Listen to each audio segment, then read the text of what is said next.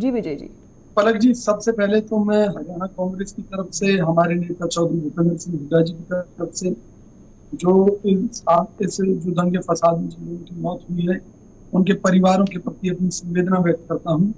और प्रदेश के सभी हिंदू मुस्लिम भाइयों से ये कहना चाहता हूं कि हम सबको भाइयों की तरह मिलकर रहना चाहिए।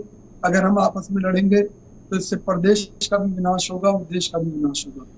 बहरहाल, निश्चित तौर पर ये एक साजिश है, एक षड्यंत्र है, जिसके चलते देश भर में इस तरह की घटनाएं सामने आ रही हैं।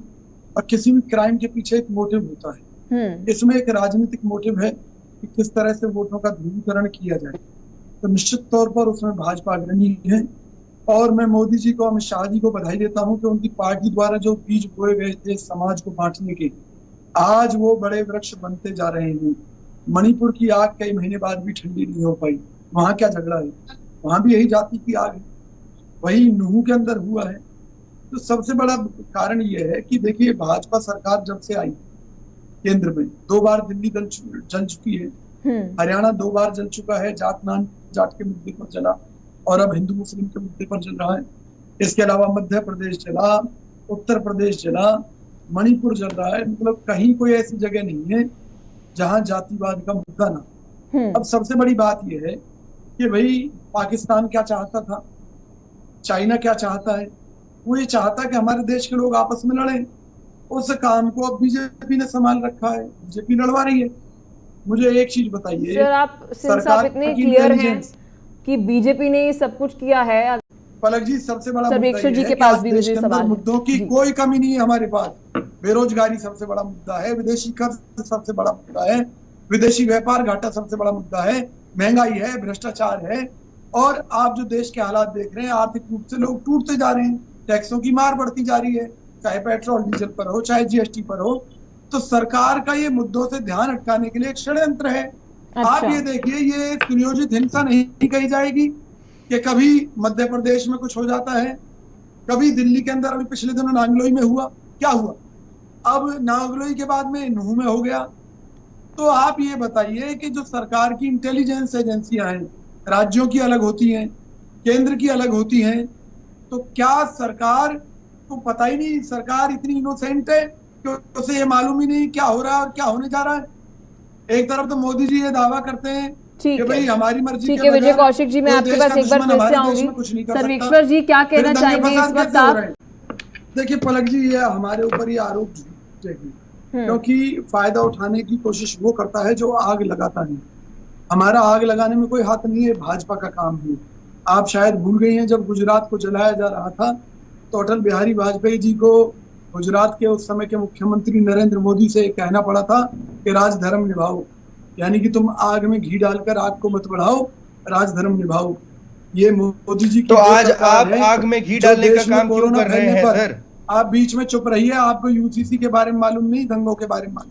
ठीक है, मेरी बात पूरी हो जाने दे, फिर जो मर्जी बोलते बोलिए रहे। विजय कौशिक। ये मोदी जी की वो सरकार है जो देश में कोरोना के लिए मौलाना साद को जिम्मेवार ठहराती है, निजामुद्दीन मरकज को जिम्मेवार ठहराती है। और जब मुस्लिम कंट्रीज का दबाव पड़ता है तो आज तक मौलाना साद को गिरफ्तार किया क्या इन्होंने? जब इनकी जो पार्टी की प्रवक्ता थी नुपुर शर्मा, वो जब बोलती है किसी मुद्दे पर, तो जब मुस्लिम कंट्रीज से दबाव आता है तो उसको हटा दिया जाता है, पार्टी से भगा दिया जाता है। तो कहने का भाव ये है, ये लोग मौका परस्त लोग हैं, ये हिंदू मुस्लिम की राजनीति कर रहे हैं। एक तरफ तो मोदी जी कहते हैं हिंदू जीवन शैली है, मुसलमान भी इसका हिस्सा है। आप सर्वे करा कर देख लेना, मेवात के अंदर पिछले काफी दिनों से आरएसएस के लोग वहां पर पूरी तरह से सक्रिय थे। क्यों थे भाई? मेवात के जितने लोग हैं, ये ऑन रिकॉर्ड है, ये सब हिंदू से मुसलमान बने हैं। पाकिस्तान के मुसलमान इन्हें मुसलमान नहीं मानते।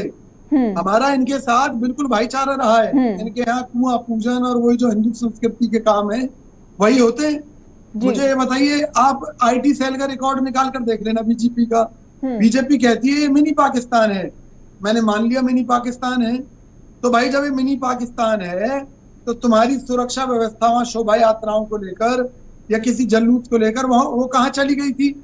तो ये तो बीजेपी का षड्यंत्र है, क्योंकि हरियाणा में जीरो हो चुके हैं, इनको दिखाई दे रहा हरियाणा हार रहे हैं, तो इसलिए अब दंगे फसाद का माहौल बनाओ, वोटों का ध्रुवीकरण करो। और कांग्रेस के ऊपर आरोप लगाओ। मुझे ये बताइए कि कांग्रेस पार्टी को इससे क्या फायदा है? हम तो सर्वधर्म सद्भाव में यकीन रखते हैं। हमें तो हिंदू भी वोट देता है, मुस्लिम भी देता है, सिख भी देता है, ईसाई भी देता है। लेकिन बीजेपी क्लियर कट कहती है कि भाई हमें तो हिंदुओं की वोट चाहिए। यूपी में उन्होंने एक ही मुसलमान को टिकट नहीं दिया, क्योंकि ये यूपी में ये दिखाना चाहते थे कि भाई हम हिंदू पार्टी हैं। तो सवाल ये, जो लोग जात पात की राजनीति कर रहे हैं वही समाज में जात पात का जहर घोल रहे हैं। और ये जो आग इन्होंने मेवात में लगाई है, इसके लिए हरियाणा की जनता निर्वाचन करेगी। सर्वेश्वर जी, एक बड़ी बात जो है वे कौशिक जी ने बोली है कि एक बोलिए विजय कौशिक। देखिए, आप इस षड्यंत्र को समझिए।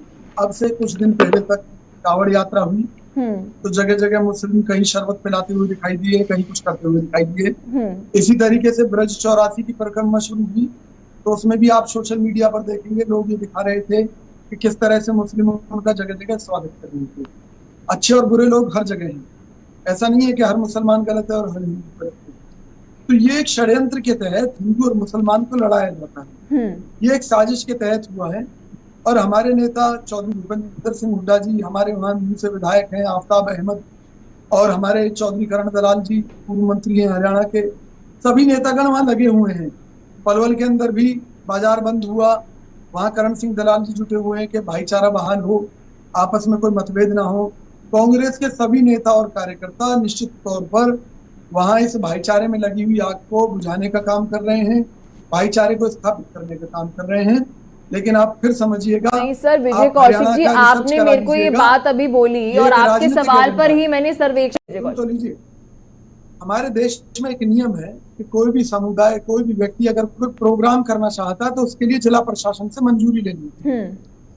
मंजूरी ली जाती है, उसमें प्रशासन ये देखता है कितने लोग होंगे, क्या होगा, कानून व्यवस्था को कैसे मजबूत रखना है।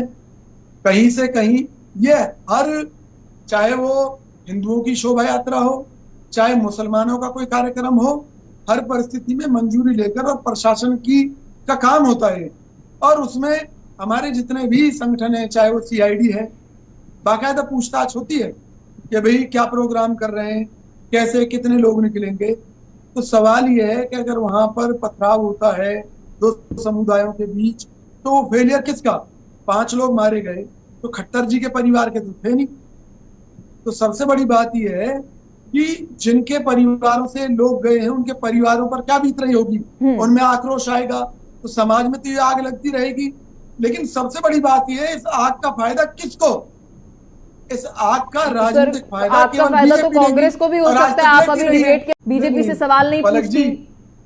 अटल बिहारी जी ने मोदी जी को, अरे सर आप तब गड़े मुर्दे मत उठाड़िए सर, मैं अभी हरियाणा की बात कर रही हूँ। अटल बिहारी जी ने क्या कहा, प्रधानमंत्री नरेंद्र मोदी जी को क्या कहा, अभी आप मुझे वो मत बताइए। आप जब ये बात कह रहे हैं कि बीजेपी इसके पीछे जिम्मेदार है तो बताइए कैसे, आपके पास क्या सबूत है? मैं एक और बात बताता हूँ ना, पिछले दिनों फरीदाबाद के बड़कल गांव में लोगों ने प्रदर्शन किया और कहा कि भाई यहाँ पर मूलभूत सुविधाओं के लिए हम लगातार धरना देंगे जब तक हमारी समस्याएं दूर नहीं हो जाती। उस तक को बीजेपी के लोग कहने लगे तो मुसलमानों का धरना है, क्योंकि बड़कल गांव में मुस्लिम ज्यादा है। तो ये लोग तो जात पात का जहर घोलते हैं, जबकि होना ही चाहिए था कि गांव में डेवलपमेंट कराई जाती। कौन से बीजेपी?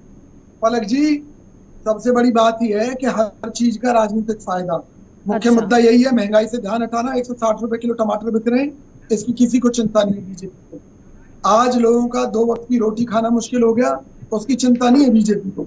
लेकिन हिंदू मुस्लिम करना इनका प्रथम धंधा है। ठीक है, जिससे कि सर्वेश्वर जी